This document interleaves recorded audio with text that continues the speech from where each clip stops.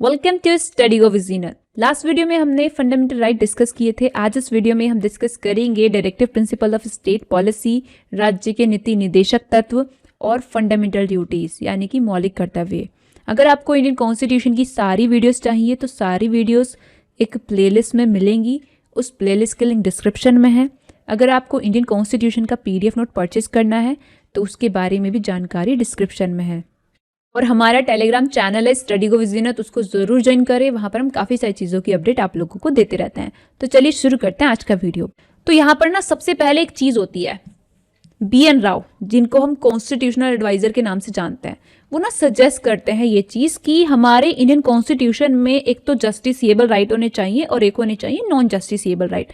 Justiciable right ऐसे right होते हैं जिनका ना अगर उल्लंघन होता है तो उनको इन्फोर्स कराने के लिए कोर्ट में जाया जा सकता है।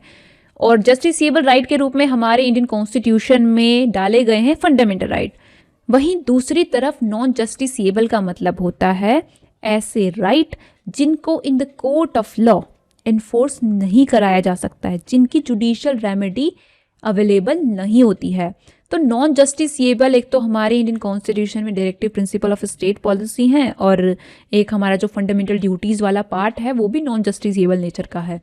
तो ये जो हमारे directive principle of state policy है, आखिर ये है क्या?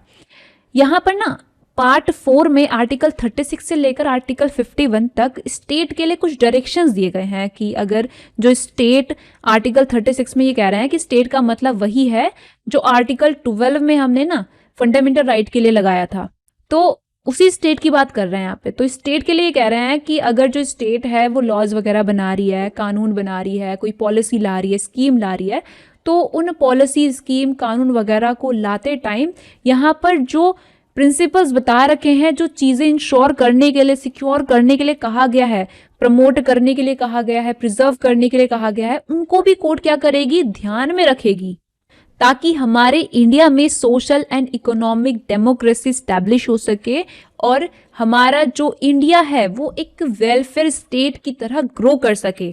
इसीलिए जो directive principle of state policy है ये वेलफेयर स्टेट का आइडिया इनकॉर्पोरेट करते हैं और इनको लिया गया है आयरलैंड के कॉन्स्टिट्यूशन से। और ये गवर्नमेंट ऑफ इंडिया एक्ट 1935 में जो हमें देखने को मिलता है इंस्ट्रूमेंट ऑफ इंस्ट्रक्शन, उसको रिसेंबल करते हैं। और ये चीज़ डॉक्टर भीमराव अम्बेडकर ने कही थी। और डॉक्टर भीमराव अम्बेडकर ने ये भी कहा था कि जो DPSP हैं ये हमारे इंडियन कॉन्स्टिट्यूशन के नोवल फीचर हैं।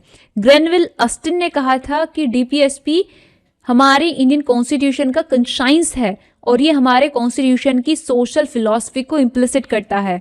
और जो KT शाह हैं, इन्होंने ना DPSP का क्रिटिसिज्म करते हुए कहा था कि ये ऐसा चेक है जो सिर्फ और सिर्फ बैंक की कन्वीनियंस पर ही पे होता है। ऑलराइट, तो यहाँ पर आपको ये चीज़ क्लियर है कि हमने आर्टिकल 12 में जो स्टेट की डेफिनेशन पढ़ी थी वही डेफिनेशन अप्लाई होती है पार्ट 4 में जो स्टेट वर्ड यूज होता है ना उसके ऊपर। और ये कहा गया है आर्टिकल 36 में। आर्टिकल 37 ये कहता है कि directive principle of state policy non justifiable है, जिसका मतलब है कि इनको ना in the court of law enforce नहीं कराया जा सकता है, इनके लिए कोर्ट में जुडिशियल रेमेडी प्राप्त नहीं होती है। ऑलराइट, लेकिन फिर भी ये हमारे कंट्री के गवर्नेंस के लिए फंडामेंटल माने जाते हैं और स्टेट से ये एक्सपेक्ट किया जाता है कि जब भी स्टेट क्या करती है, लॉज वगैरह बनाती है, अगर मटेरियल सोर्सेज अवेलेबल हैं तो वो DPSP को कंसीडर करे, क्योंकि जो DPSP है वो स्टेट को कंट्री के गुड गवर्नेंस के लिए गाइड करते हैं।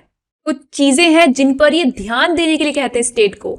Directive principle of state policy से संबंधित जो आर्टिकल हैं उनमें जो भी कंटेंट शामिल है उस कंटेंट के हिसाब से ना उनको इन 3 हेड्स में क्लासिफाई किया गया है: socialistic principle, Gandhian principle, liberal intellectual principles. तो इन प्रिंसिपल्स में जो भी आर्टिकल आ रहे हैं ऐसे डायरेक्ट आपसे पूछा नहीं जाता है पेपर में ना। पूछा क्या जाता है, ऐसे पूछ लेंगे कि विलेज पंचायत ऑर्गेनाइज करने का जो directive principle of state policy दे रखा है वो गांधीनियन प्रिंसिपल है, सोशलिस्टिक प्रिंसिपल है या फिर लिबरल इंटेलेक्चुअल प्रिंसिपल है।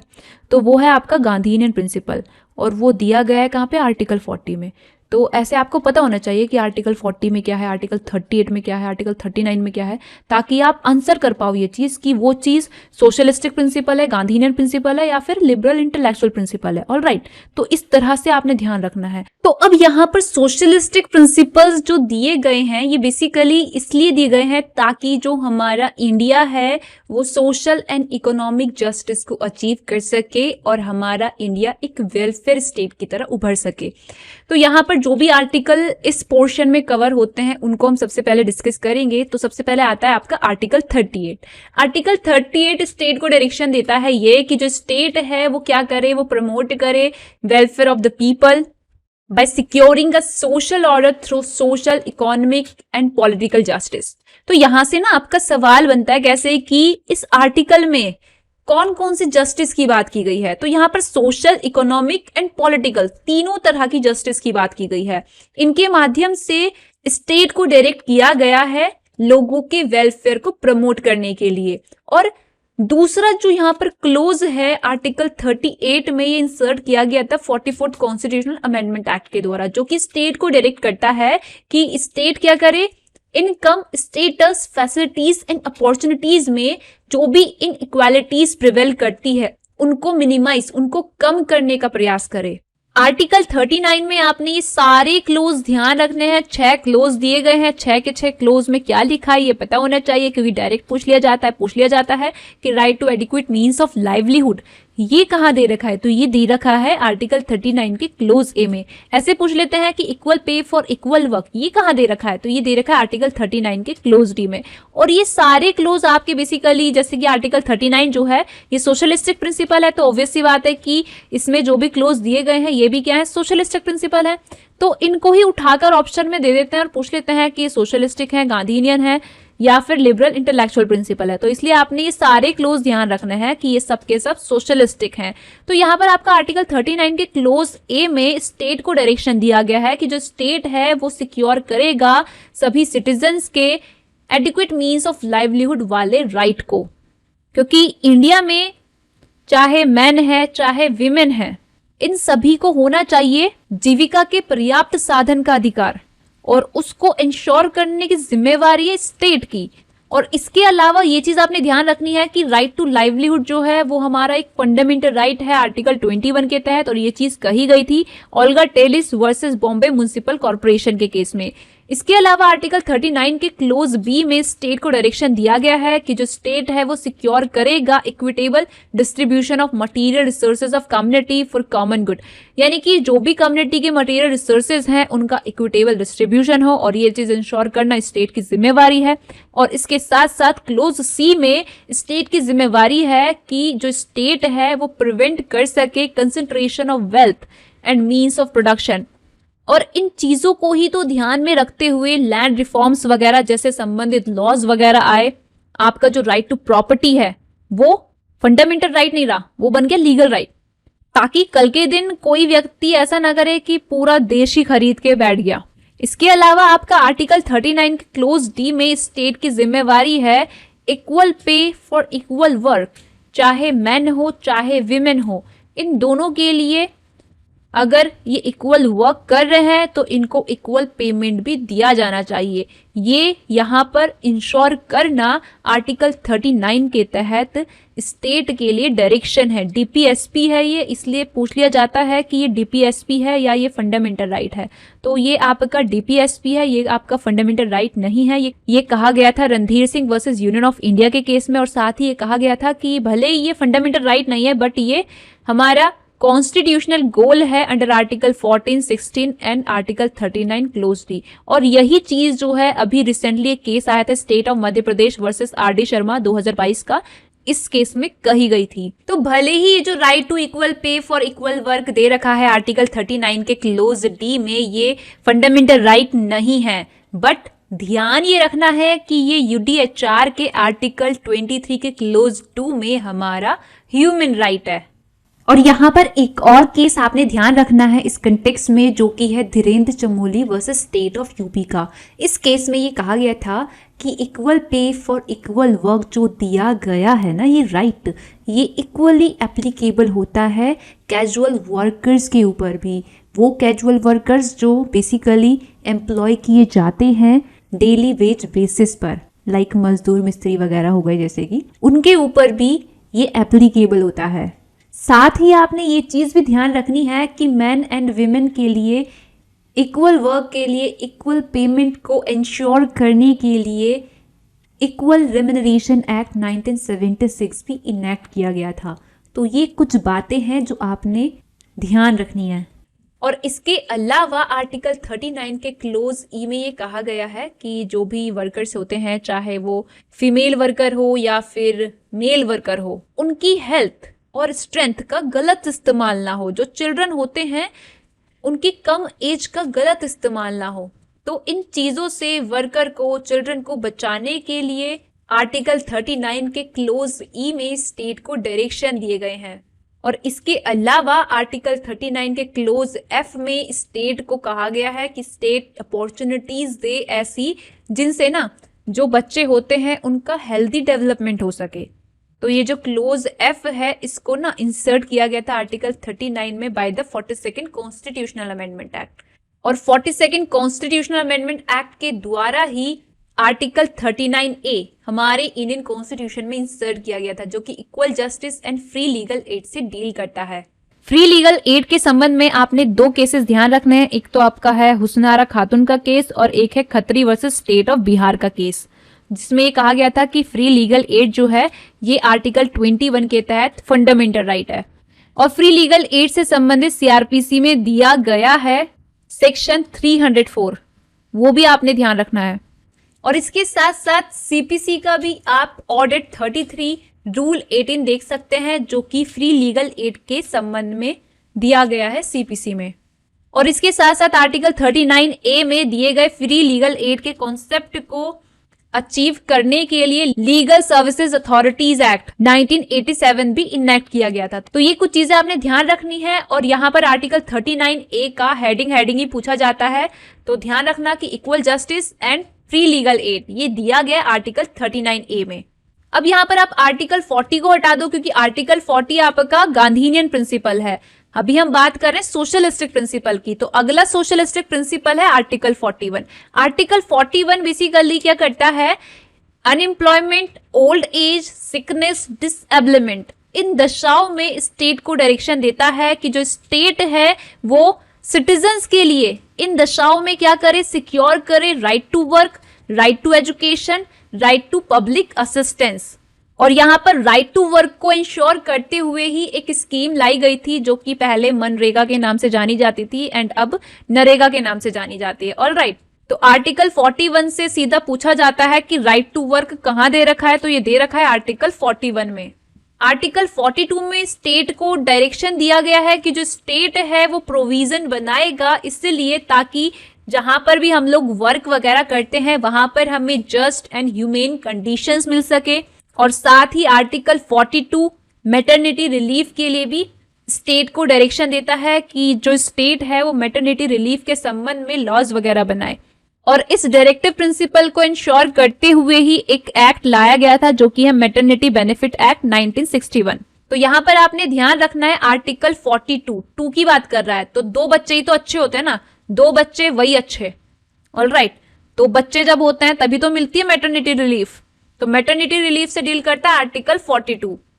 आर्टिकल 43 में स्टेट को डायरेक्शन दिया गया है कि जो स्टेट है वो सभी वर्कर्स के लिविंग वेज को सिक्योर करेगा और इसके लिए जो भी लेजिस्लेशन सुटेबल है वो पास करेगा।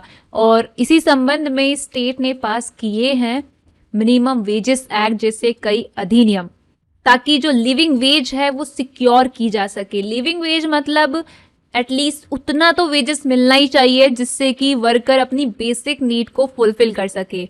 बाकी इस आर्टिकल में कुछ याद करने की जरूरत नहीं है। लिविंग वेज ध्यान रखो लिविंग वेज, ये डब्ल्यू है ना, डब्ल्यू ऐसे घुमाओगे तो 3 बन जाएगा।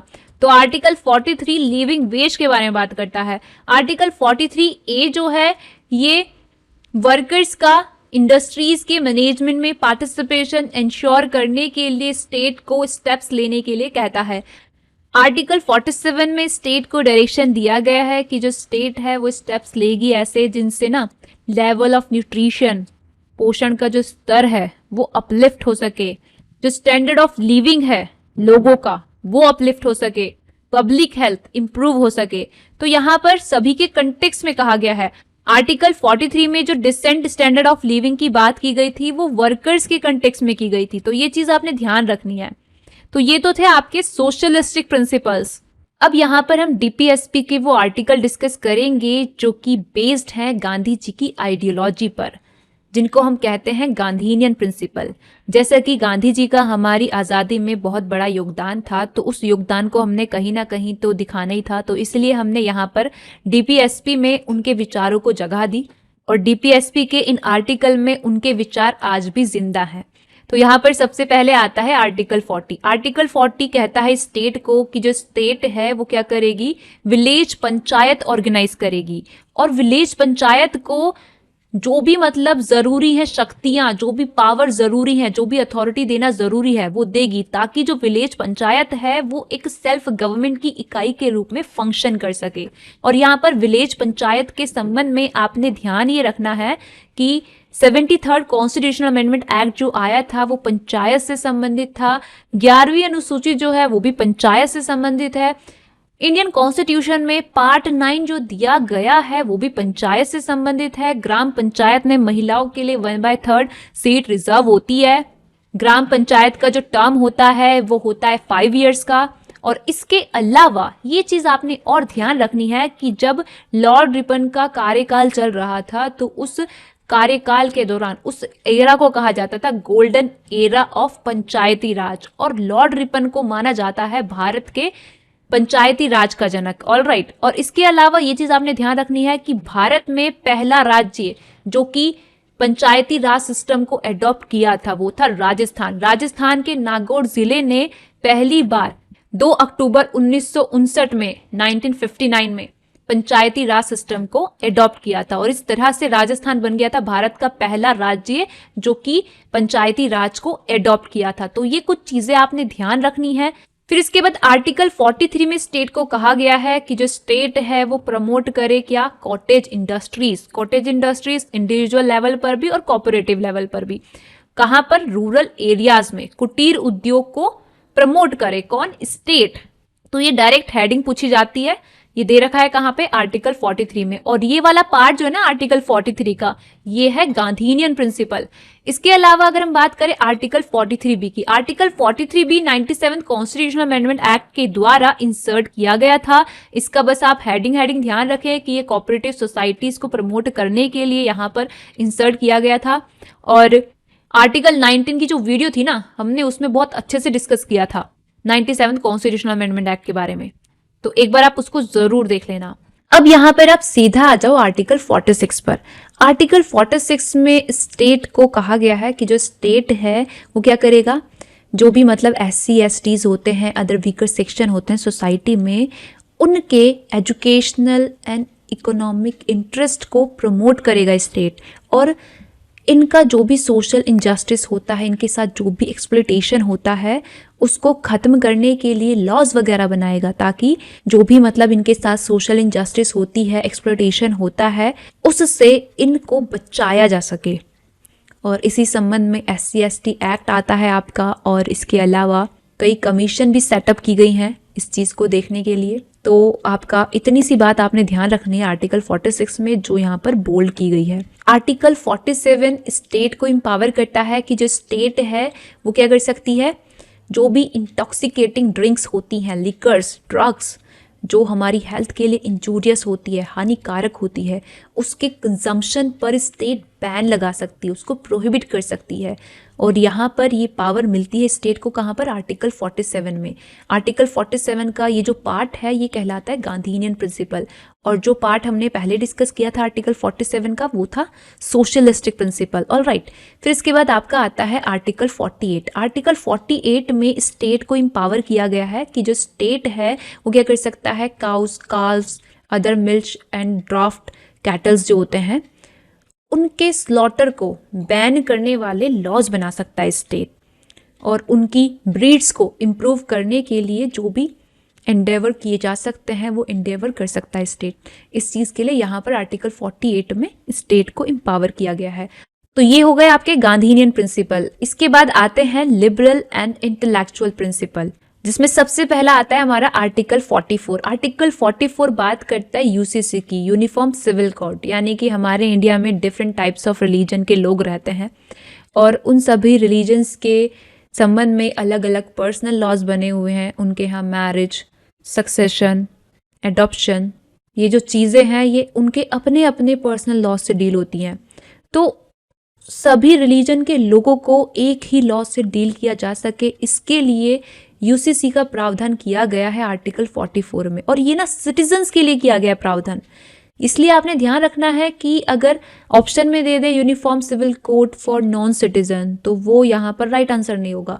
ध्यान रखना है कि इंडियन सिटीजन्स के लिए यूसीसी का प्रावधान किया गया है आर्टिकल 44 में, और उत्तराखंड पहला राज्य ऐसा बना था जिसने यूसीसी को इम्प्लीमेंट करने के लिए अनाउंसमेंट की थी। All right.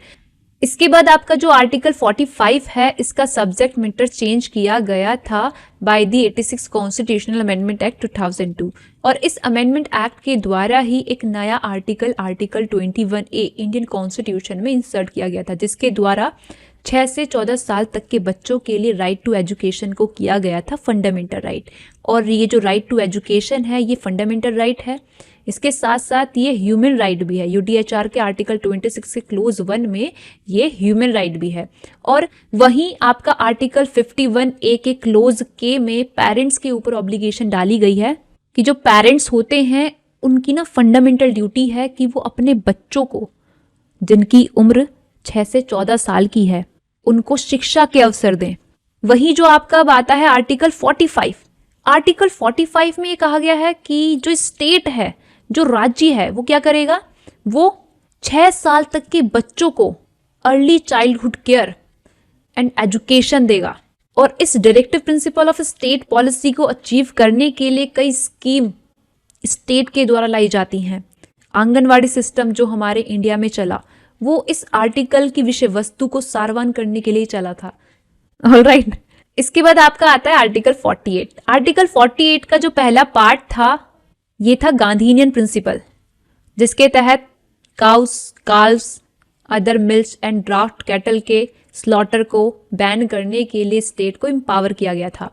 वहीं जो इसका दूसरा पार्ट है आर्टिकल 48 का, जो स्टेट को कहता है agriculture and animal husbandry organise करने के लिए मॉडर्न एंड साइंटिफिक चीज़ों को अप्लाई करते हुए, ये आर्टिकल 48 का वो पार्ट है जो कहलाता है लिबरल इंटेलेक्चुअल प्रिंसिपल।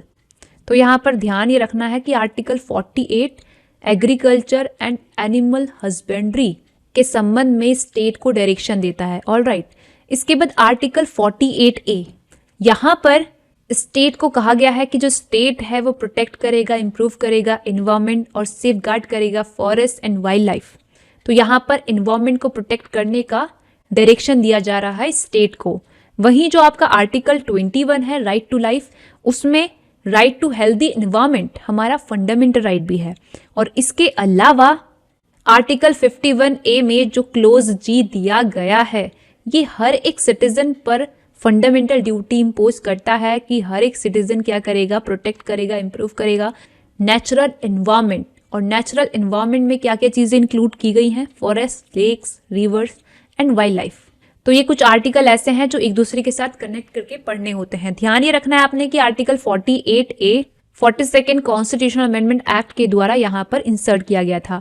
आर्टिकल 49 में जो भी मोनूमेंट्स, प्लेसेस, ऑब्जेक्ट्स होते हैं आर्टिस्टिक एंड हिस्टोरिक इंटरेस्ट वाले, जिनको ना डिक्लेयर किया गया है कि ये नेशनल इम्पोर्टेंस वाले मोनूमेंट्स हैं, लाइक ताजमहल हो गया, लाल किला हो गया, तो इनको प्रोटेक्ट करने का, प्रिजर्व करने का स्टेट को यहाँ पर डायरेक्शन दिया गया है। आर्टिकल 50 में स्टेट को कहा गया है कि जो स्टेट है वो पब्लिक सर्विसेज जो होती है स्टेट की, उनमें जुडिशरी को एग्जीक्यूटिव से सेपरेट करने का प्रयास करेगा। All right. और ये चीज़ हमें देखने को मिलती है कहाँ पर, सीआरपीसी में। सीआरपीसी में अच्छा खासा सेपरेशन किया गया है जुडिशरी का एग्जीक्यूटिव से। इसके अलावा हमारा सेपरेशन ऑफ पावर के ऊपर एक वीडियो भी है जो कि आपको आई बटन पर मिल जाएगा, वो आप ज़रूर देख लेना, उससे आपको काफ़ी सारी चीज़ें क्लियर होंगी। इसके बाद आर्टिकल 51 का हेडिंग इंपॉर्टेंट है, पूछ लिया जाता है कि कहाँ पर स्टेट को कहा गया है कि स्टेट प्रमोट करेगा इंटरनेशनल पीस एंड सिक्योरिटी, तो ये चीज कही गई है आर्टिकल 51 में। और यहाँ पर आपने आर्टिकल 51 के साथ आर्टिकल 253 कनेक्ट करना है। आर्टिकल 253 में पार्लियामेंट को एम्पावर किया गया है कि जो पार्लियामेंट है वो ऐसे लेजिस्लेशन बना सकती है जो बेसिकली इंटरनेशनल एग्रीमेंट को इफेक्ट देने के लिए जरूरी हैं। ऑलराइट, तो ये कुछ डीपीएसपी थे आपके जो कहलाते हैं लिबरल इंटेलेक्चुअल प्रिंसिपल्स। अब ये सवाल आता है कि फंडामेंटल राइट और डायरेक्टिव प्रिंसिपल, इन दोनों में अगर कन्फ्लिक्ट हो जाता है तो कौन प्रिवेल करेगा। तो सबसे पहले कुछ चीजें आपको पता होनी चाहिए। फंडामेंटल राइट जो हैं ये जस्टिसिएबल हैं, इनको in the court of law लागू कराया जा सकता है, बट डीपीएसपी के केस में ऐसा नहीं कहा जा सकता है। डीपीएसपी नॉन जस्टिसिएबल है, इनको in the court of law लागू नहीं कराया जा सकता है। फंडामेंटल राइट्स नेगेटिव माने जाते हैं क्योंकि ये क्या करते हैं, स्टेट को रोकते हैं कुछ करने से, but directive principle of state policy state को बोलता है कुछ करने के लिए, और इसलिए इनको पॉजिटिव माना जाता है, सकारात्मक माना जाता है। फंडामेंटल राइट को लागू करने के लिए कोई लॉज वगैरह बनाने की जरूरत नहीं होती है कि जो फंडामेंटल राइट्स बोल दिए गए हैं उनको लागू करने के लिए लॉज वगैरह बनाए जाए, एक्सेप्ट दी आर्टिकल 17 जो एबॉलिशन की बात करता है, अनटचेबिलिटी की। और इसके अलावा कुछ ऐसे आर्टिकल हैं, फंडामेंटल राइट हैं जिनको अचीव करने के लिए लॉज बनाने की जरूरत पड़ती है।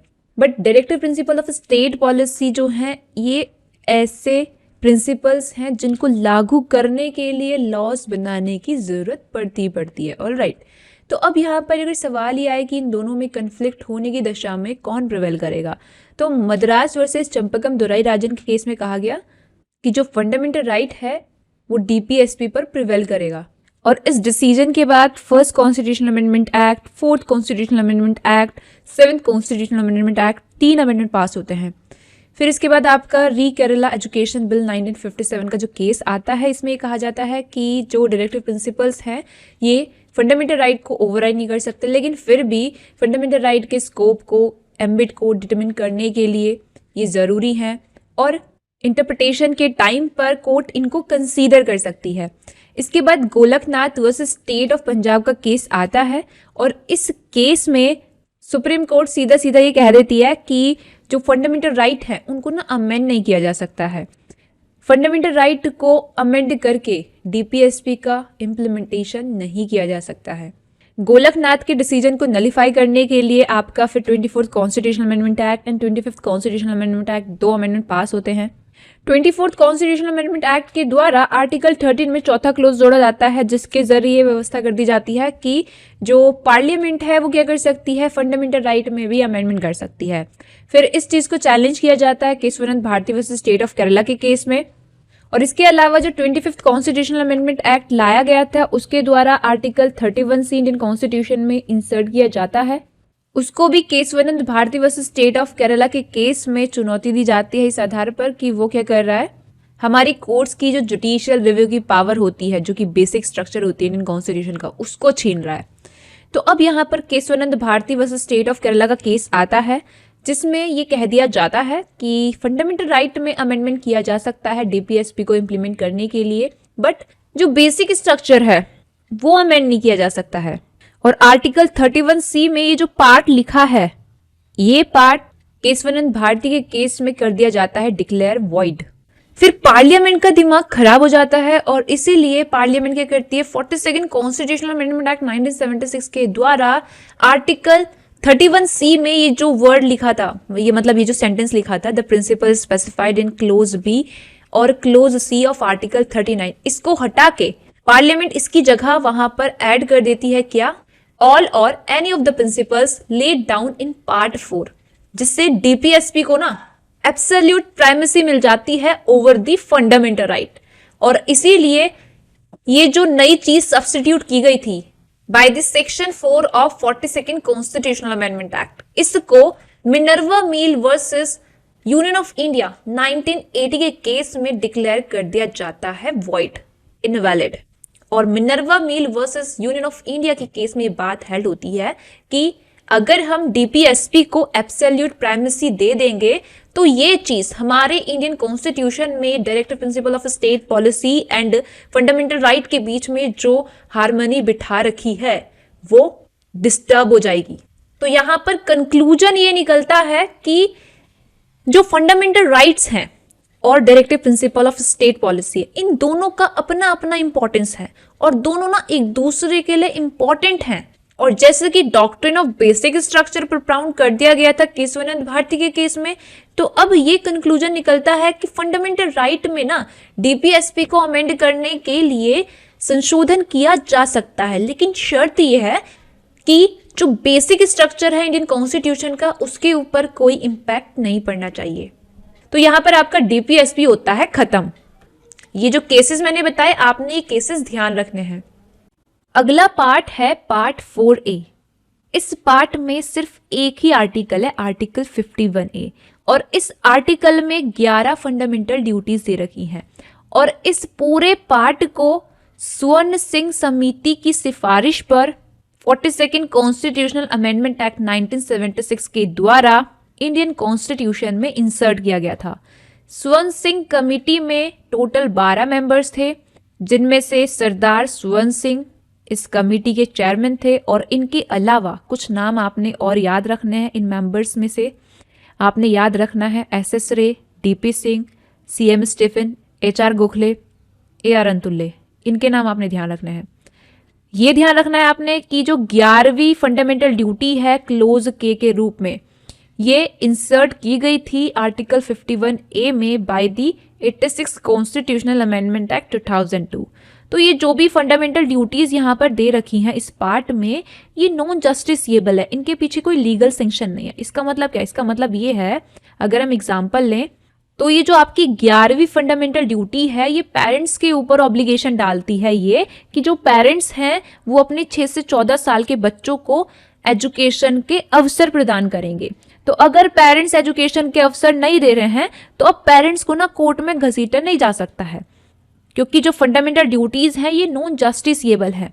और फंडामेंटल ड्यूटीज को यूएसएसआर के कॉन्स्टिट्यूशन से बोरो किया गया है। और ये 11 की 11 जो फंडामेंटल ड्यूटीज यहाँ पर आर्टिकल 51A में दे रखी हैं, ये सिर्फ और सिर्फ इंडियन सिटीजन्स के लिए ही है। ये चीज आपने ध्यान रखनी है। एक स्टेटमेंट आपने ध्यान रखना है जो कि है अर्नेस्ट बार्कर का स्टेटमेंट। इन्होंने कहा था कि जो राइट्स होते हैं वो बिना ड्यूटी के ऐसे हैं जैसे कि मैन विदाउट शेडो, क्योंकि जो राइट है वो ड्यूटी के साथ कोरिलेटिव है, घनिष्ठ रूप से संबंधित है। ऑलराइट, फंडामेंटल ड्यूटीज के बारे में आपने ये चीज ध्यान रखनी है कि जो फंडामेंटल ड्यूटीज होती हैं वो अलग होती हैं और लीगल ड्यूटीज अलग होती हैं। तो इसका मतलब ये है कि fundamental duties and legal duties एक दूसरे के कोरिलेटिव नहीं होती हैं। फंडामेंटल ड्यूटीज वही ड्यूटीज हैं जो यहाँ पर पार्ट 4A में फंडामेंटल डिक्लेयर की गई हैं। पार्ट 4A के अलावा अगर इंडियन कॉन्स्टिट्यूशन में कोई ड्यूटी वगैरह दे रखी है तो उसको हम कंसीडर करेंगे लीगल ड्यूटी, जैसे कि राइट टू वोट हमारी लीगल ड्यूटी हो सकती है, लेकिन वो फंडामेंटल ड्यूटी नहीं है। फंडामेंटल ड्यूटीज सिर्फ वही ड्यूटीज हैं जो यहाँ पर आर्टिकल 51A में 11 ड्यूटीज बता रखी हैं वो। ऑलराइट, और फंडामेंटल ड्यूटीज के इंपॉर्टेंस को डिस्कस किया गया था एक केस में जो कि है AIIMS students union versus AIIMS 2001 का केस। इस केस में कहा गया था कि जो फंडामेंटल ड्यूटीज हैं भले ही इनको ना कोर्ट में एनफोर्स नहीं कराया जा सकता, इनके लिए कोई रिट वगैरह अवेलेबल नहीं होता है, लेकिन फिर भी जो फंडामेंटल ड्यूटीज हैं ये वैल्यूएबल हैं। क्यों वैल्यूएबल है? क्योंकि ये कॉन्स्टिट्यूशनल और लीगल इश्यूज को इंटरप्रेट करने के लिए गाइड करती हैं, एड करती है। एम्बिगस प्रोविजन को इंटरप्रेट करने के लिए इन फंडामेंटल ड्यूटीज को कंसीडर किया जा सकता है। तो टोटल 11 फंडामेंटल ड्यूटीज हैं जो कि एक्सक्लूसिवली इम्पोज की गई हैं इंडियन सिटीजन्स पर। सबसे पहली फंडामेंटल ड्यूटी है कि हम क्या करें, कॉन्स्टिट्यूशन का पालन करें और हम कॉन्स्टिट्यूशन के जो भी आइडल इंस्टीट्यूशंस हैं उनको रेस्पेक्ट दें। नेशनल फ्लैग, नेशनल एंथम, उसको रेस्पेक्ट दें। तो नेशनल एंथम के बारे में आपने एक केस ध्यान रखना है जो कि बिजॉय इमनुअल का केस। उसमें ये कहा गया था कि अगर नेशनल एंथम के दौरान हम नेशनल एंथम के शब्दों का उच्चारण नहीं कर रहे हैं बट हम साइलेंटली खड़े हैं, रिस्पेक्टफुली खड़े हैं, जैसे कि ज़रूरी होता है नेशनल एंथम के सम्मान में खड़े रहना, तो ये चीज़ नेशनल एंथम के सम्मान के लिए इनफ होगी। और इसके अलावा नेशनल एंथम से संबंधित एक और केस आपने ध्यान रखना है जो कि है Sanjeev Bhatnagar versus union of India 2005 का। इस केस में ना नेशनल एंथम की वैल्यू बता रखी थी और ये कहा गया था कि जो नेशनल एंथम है ये यूनिटी इन डाइवर्सिटी का मैसेज है। ऑलराइट, इसके अलावा क्लोज बी में जो हमारी फंडामेंटल ड्यूटी है वो ये है कि जो भी नोबल आइडियल्स फ्रीडम के लिए नेशनल स्ट्रगल को इंस्पायर किए थे उसको हम सजो के रखें अपने हृदय में और उसको हम फॉलो करें। तीसरी हमारी फंडामेंटल ड्यूटी जो है क्लोज सी में, ये पूछ ली जाती है कि क्लोज सी में कौन सी हमारी फंडामेंटल ड्यूटी है, या फिर लिख के दे देंगे ये वाली फंडामेंटल ड्यूटी और पूछ लेंगे कि कौन से क्लोज में है। तो ध्यान ये रखना है कि क्लोज सी में हमारी फंडामेंटल ड्यूटी है कि हम इंडिया की सोवरेनिटी, यूनिटी, इंटीग्रिटी को अपहोल्ड करें एंड प्रोटेक्ट करें। क्लोज डी में जो हमारी फंडामेंटल ड्यूटी है ये भी आपने ध्यान रखनी है। इसको ऐसे आपने ध्यान रखना है कि डिफेंड वर्ड आ रहा है ना यहाँ, तो डिफेंड का मतलब है क्लोज डी। क्लोज डी में हमें फंडामेंटल ड्यूटी दे रखी है ये कि हम जब भी जरूरत पड़े कंट्री को डिफेंड करने की हम तैयार रहें, जब भी नेशनल सर्विस के लिए हमारी जरूरत पड़े तो हम तैयार रहें। क्लोज ई में हमारी फंडामेंटल ड्यूटी है कि जो भी हार्मनी है उसको हम प्रमोट करें, ब्रदरहुड की जो भावना है हमारे इंडियन पीपल के बीच में उसको हम बनाए रखें, और विमेन की डिग्निटी के जो भी डिग्रेडेटरी प्रैक्टिसेस होती हैं उनको हम रिनाउंस करें। तो ये क्लोज ई वाली ड्यूटी भी आपने ध्यान रखनी है कि ये क्लोज ई में दे रखी है क्योंकि ये अलग से पूछ लिया जाता है।